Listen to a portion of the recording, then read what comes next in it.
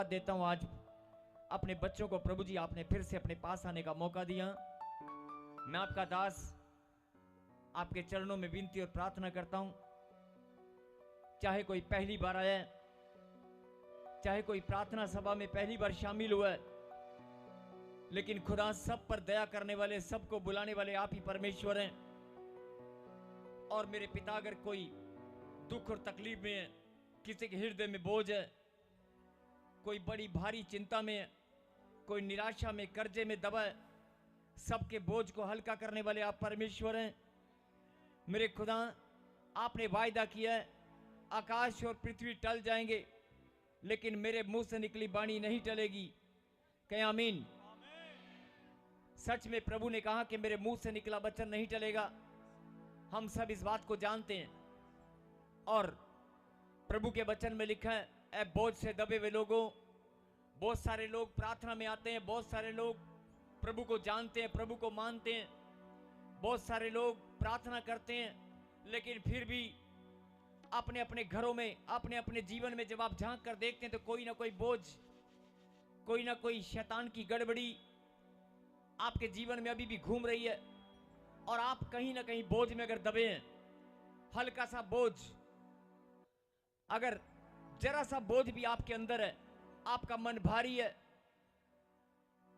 अगर कोई ऐसा बोझ जो चिंता में आपको डाल रखा है, आप फिर से आज खुदा के वचन पर आप विश्वास करें।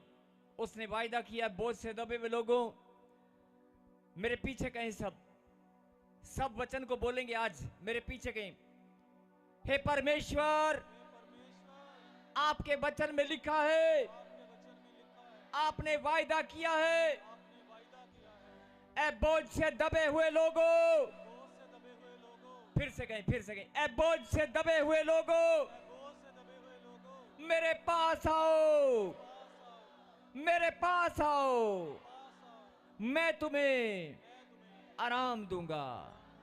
कहें आमीन। सच में परमेश्वर ने कहा कि मैं तुम्हें आराम दूंगा, तुम्हारे बोझ को उठाकर हल्का करूंगा। चाहे वो कर्जे का बोझ है, बीमारी का बोझ है, आपकी चिंताओं का बोझ है, आपके रिश्ते टूटने का बोझ है, कोर्ट कचहरियों का बोझ है। अरे बोझ कैसा भी हो, लेकिन खुदा का कलाम टलने वाला नहीं है।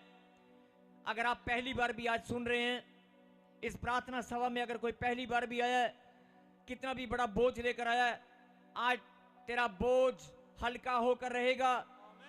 और जो इस आवाज को सुन रहे हैं, जिसके कानों में आवाज जा रही है, और ये कानों में आवाज जिसके भी जा रही है, जिसके कानों में ये आवाज पड़ रही है, और कानों से अगर वो दिल तक उतर रही है, हृदय तक, कानों के रास्ते अगर हृदय तक ये आवाज उतर रही है और हृदय में स्थिर हो चुकी है, तो सुन ले, लिखा कलाम के अंदर, जिसके कान हो वो सुन ले।